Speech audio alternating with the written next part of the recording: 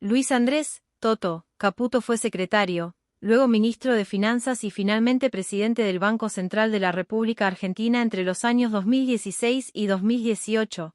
En ese periodo la deuda externa argentina se incrementó en más de 96.000 millones de dólares.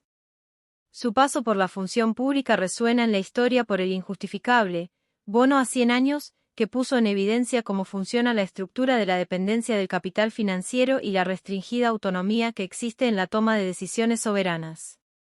Caputo también es y será recordado por su escandaloso paso por el Congreso de la Nación cuando tenía que dar cuentas del funcionamiento del ministerio a su cargo, de las constantes emisiones de deuda, y de la realización de negocios privados en razón de tener información privilegiada como funcionario público.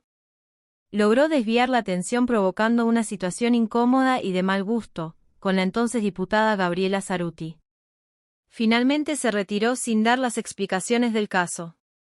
Existe una cuestión no demasiado conocida, ni mucho menos recordada en la memoria argentina, su participación en el reconocimiento, de puño y letra, de la deuda con un fondo de inversión de dudosa legitimidad que se llevó a cabo sin el menor análisis financiero ni mucho menos legal.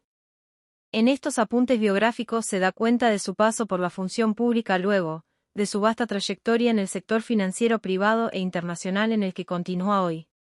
Luis Andrés Caputo nació en 1965, cursó su escolaridad en el Colegio Cardenal Newman, egresando de la Universidad de Buenos Aires como licenciado en Economía.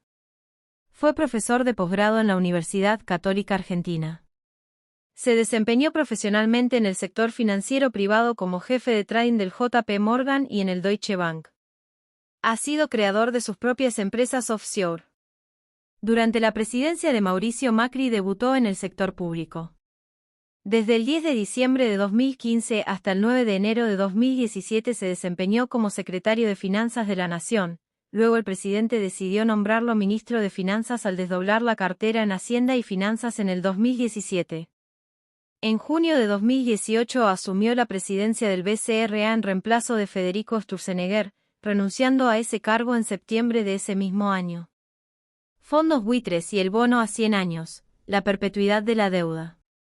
El 3 de febrero de 2016 Luis Caputo hizo un reconocimiento de deuda de un fondo buitre por 842 millones de dólares en un papel manuscrito de puño, letra sujeto a su aprobación por parte del Congreso de la Nación respecto del proyecto de ley que fuera enviado al Congreso para pagar a los fondos buitres. Durante su gestión formalizó el pago de 9.300 millones de dólares a los fondos buitre con la aprobación de los diputados, 165 afirmativos y 86 negativos, y senadores, 56 afirmativos y 16 negativos, saliendo Argentina del default y lista para seguir la espiral del endeudamiento externo. En el año 2017, durante su gestión como ministro de Finanzas, se emitió un bono de deuda pública, con vencimiento a los 100 años de su emisión, por la suma de 2.750 millones de dólares, con una altísima tasa de interés.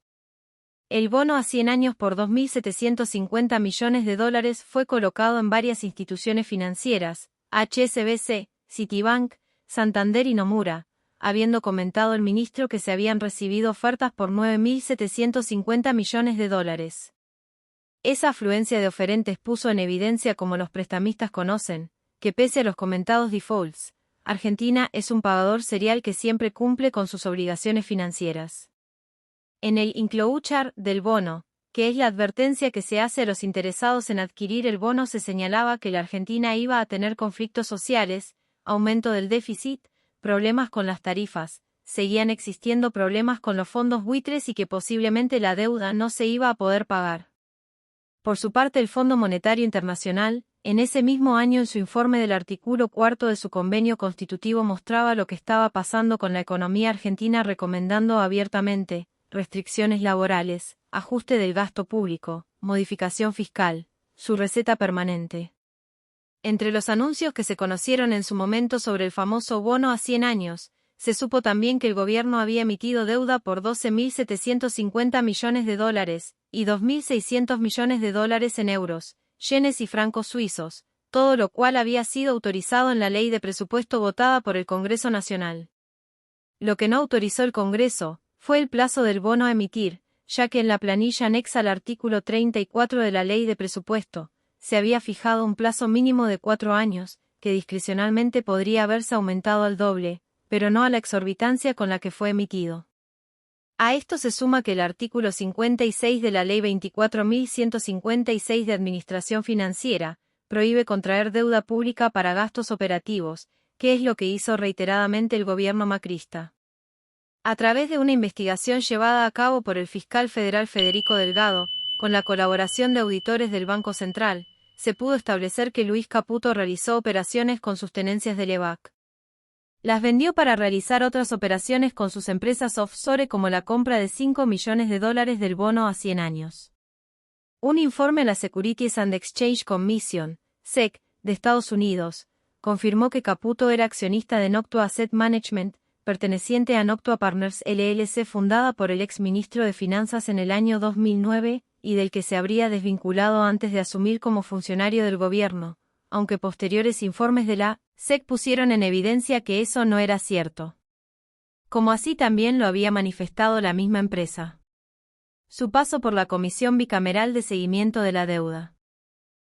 En su rol como ministro de Finanzas, Caputo fue invitado a responder preguntas ante la Comisión Bicameral de Seguimiento y Control de la Gestión de Contratación y de Pago de la Deuda Exterior de la Nación sobre los pagos de deuda efectuados, la emisión de bonos soberanos y su participación en empresas y cuentas radicadas en paraísos fiscales.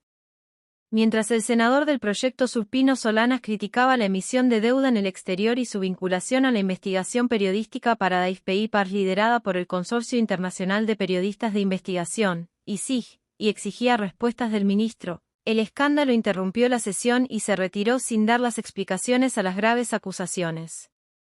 Su salvoconducto fue escribir de su puño y letra un mensaje para una diputada presente aludiendo al estereotipo de mala mujer cuando ésta se sale del rol sumiso y privado que le asigna la cultura patriarcal y decide actuar con vehemencia en los asuntos públicos. Independientemente de su paso por la Comisión Bilateral y de los contenidos de las acusaciones en torno a la deuda pública y los vínculos con sus negocios privados, aquel momento es recordado por el papelito que el ministro le envió a la diputada Cerruti.